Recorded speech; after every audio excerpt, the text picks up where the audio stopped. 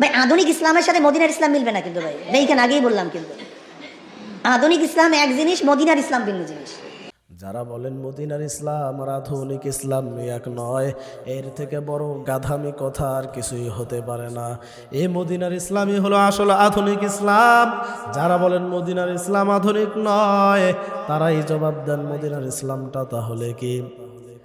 এমন একটা সমাজ ছিল ভাই, অন্ধকারে যেই সমাজটা ডুবেছিল, এমন একটি সমাজ যেই সমাজে নারীদেরকে জীবিত পুঁতে ফেলা হতো, ঝগড়া বিবাদে লিপ্ত থাকতো, সামান্য পাখিকে কেন্দ্র করে যুদ্ধ লেগে যেত, বছরের পর বছর ধরে যুদ্ধ চলতো, শত শত মানুষ নিহত হয়ে যেত। এমন একটি অন্ধকারাচ্ছন্ন সমাজকে ইসলাম আধুনিকতায় নিয়ে আসলো। আর এরা বলে মদিনার ইসলাম নাকি আধুনিক না।